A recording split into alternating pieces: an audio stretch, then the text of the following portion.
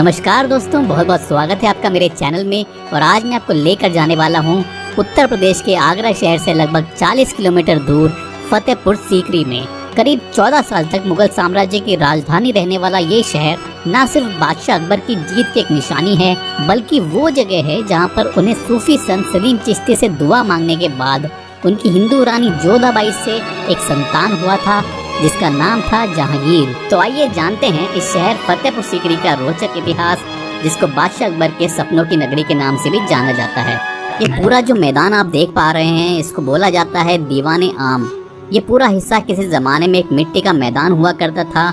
बाद में इसको सुंदर बनाने के लिए यहाँ पर घास लगाई गई थी। तो यहाँ पर बादशाह अकबर आम आदमियों से मिलकर उनकी बात सुनने के लिए आया कर। तो यहीं पर दीवाने आम में बैठकर वो न्याय किया करते थे, और जो लोग भी गलत होते थे उनको यहाँ हाथी द्वारा कुचलवा के मरवा दिया जाता था। वहाँ सामने में जो पत्थर आप देख रहे हैं, वहाँ पर अकबर ने अपने पसंदीदा हाथी को बांधने का इंतजाम किया हुआ था। तो बादशाह अकबर यहाँ पर 1571 से लेकर 1585 के बीच में रहे थे, यानी कि 14 साल के लिए ये पूरी जगह जो है फतेहपुर सीकरी मुगल साम्राज्य की राजधानी हुआ करती थी।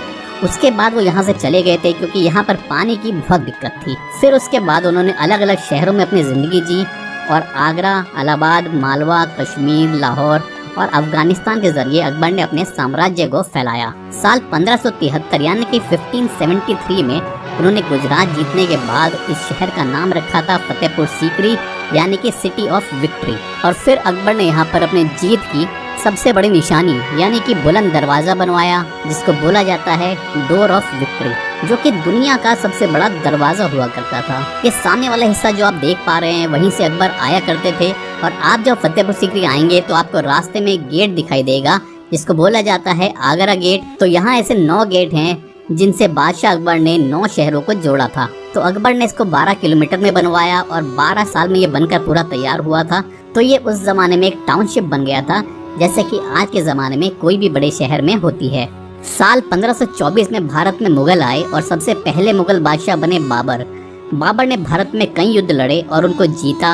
उनकी मृत्यु होने के बाद उन्होंने अपने 4 बच्चों को अलग अलग हिस्से सौंपे और उनके बेटे हुमायूं के हिस्से में आया था हिंदुस्तान। लेकिन हुमायूं उतना सफल नहीं हो पाए और उन्होंने कई युद्ध हारे। और फिर साल 1556 यानी कि 1556 में हुमायूं की मृत्यु होने के बाद उनके बेटे अकबर को मात्र 14 साल की उम्र में बादशाह बनाया गया। बादशाह अकबर पढ़े लिखे नहीं थे, इसलिए वो अपने 9 वजीरों से समय समय पर राय लिया करते थे। तो अकबर आगरा में रहा करते थे और ये उस समय सीकरी गांव हुआ करता था।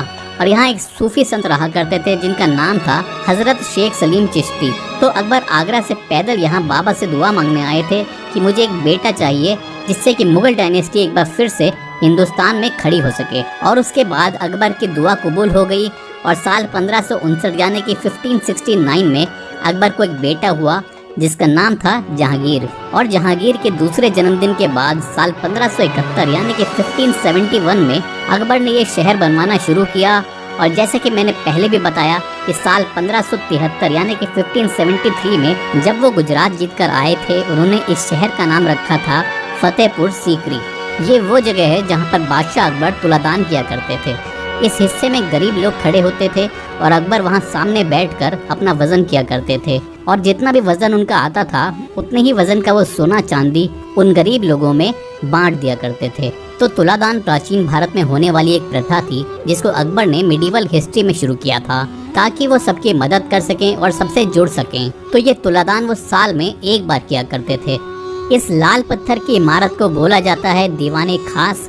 ये अकबर के समय का कॉन्फ्रेंस हॉल हुआ करता था और बादशाह अकबर अपने 9 मिनिस्टर्स के साथ बैठकर यहाँ पर मीटिंग किया करते थे। तो ये कहा जा सकता है कि ये उस समय का पार्लियामेंट हाउस हुआ करता था। इसको अगर आप बाहर से देखेंगे तो ये आपको 2 मंजिली इमारत नजर आएगी, पर अगर आप इसको अंदर से देखेंगे तो ये असल में 1 ही मंजिल की इमारत है। तो हम लोग अब दीवाने खास के अंदर आ गए हैं। और जैसा कि मैंने आपको बताया, ये अकबर के समय का मीटिंग रूम हुआ करता था। तो मीटिंग में हिस्सा लेने वाले सभी लोग नीचे नहीं बैठते थे, बल्कि ऊपर वाले हिस्से में बैठते थे। ऊपर में बीच वाले हिस्से में अकबर बैठा करते थे।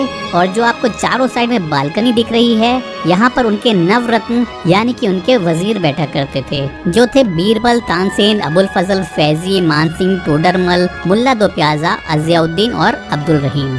ये जो पिलर आप देख रहे हैं, इसमें अकबर ने 7 अलग अलग धर्मों की चीज़ों को उतारा है। सबसे ऊपर जो आप देख रहे हैं वो है जैन धर्म का डिज़ाइन। ये जो जिग-जैग लाइन जा रही है वो एक ईरानी यानी कि पर्शियन डिज़ाइन है। जो बड़े आर्क बने हुए हैं वो एक मुस्लिम डिज़ाइन है। छोटे आर्क क्रिश्चियन डिज़ाइन है।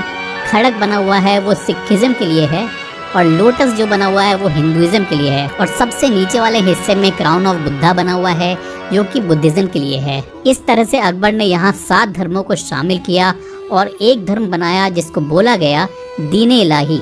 लेकिन इस धर्म के ज़्यादा फॉलोअर्स नहीं निकल पाए, तो अकबर ने लोगों से कहा कि आप अपने ही धर्म में यकीन कीजिए लेकिन आपस में आप मिलकर रहिए। तो ये जो पिलर है अकबर के द्वारा शुरू किए गए धर्म दीन-ए इलाही का एक सिंबल है। फिलहाल यहाँ ऊपर जाने का रास्ता गवर्नमेंट ने बंद कर रखा है जिससे कि ऊपर ज़्यादा भार ना पड़े, क्योंकि यहाँ पे टूरिस्ट की संख्या बहुत ज़्यादा रहती है। यहाँ सामने में घोड़े बांधे जाते थे और इस तरफ में ये पानी का टैंक है। तो अकबर ने यहाँ इस तरह के 12 टैंक बनवाए थे क्योंकि पानी की दिक्कत यहाँ हमेशा से ही थी। इन पानी के टैंक्स के अलावा उन्होंने यहाँ पर कुछ बावड़ियाँ भी बनवाई थी जो कि अष्टभुजाकार बावड़ी हैं, जो कि कहीं पर भी आसानी से देखने के लिए नहीं मिलती हैं। ये जो मीनार आप देख रहे हैं इसका नाम है हिरन मीनार और यहाँ पर अकबर के सबसे चहीते हाथी जिसका नाम हिरण था उसकी कब्र बनी हुई है। और क्योंकि वो हाथी बहुत तेज दौड़ता था इसी वजह से अकबर ने उसका नाम हिरन रखा था। ये बिल्डिंग जो आप देख रहे हैं ये है खजाना महल। अभी हम लोग खजाना महल के अंदर आ गए हैं। यहाँ पर उस जमाने में 24 बॉक्स बनाए गए थे और ये उनका खजाना रखने की जगह हुआ करती थी। यहाँ के दरवाजे उस समय बंद हुआ करते थे और यहाँ इन बॉक्सेस में खजाना भरा रहता था। अकबर की 3 रानियाँ थी और उन 3 रानियों के साथ अकबर यहाँ पर लुक्का छिपी यानी कि हाइड एंड सीक भी खेला करते थे।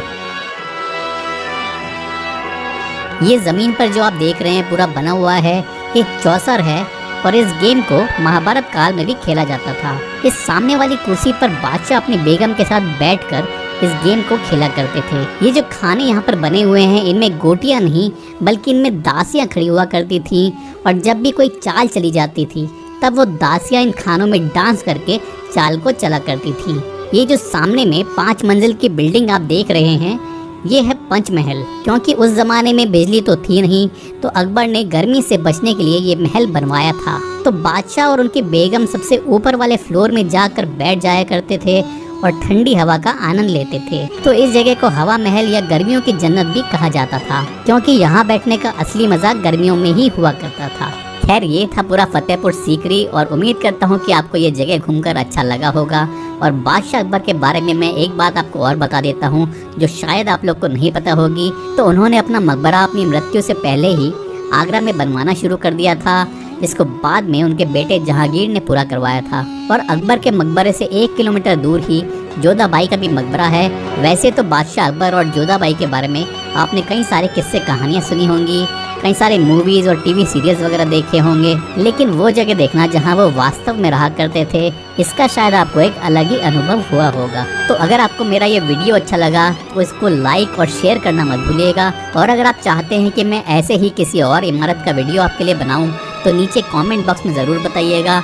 और अब तक अगर आपने मेरे चैनल को सब्सक्राइब नहीं किया है तो इसको सब्सक्राइब करना मत भूलिएगा। बहुत बहुत धन्यवाद। आपका दिन शुभ रहे।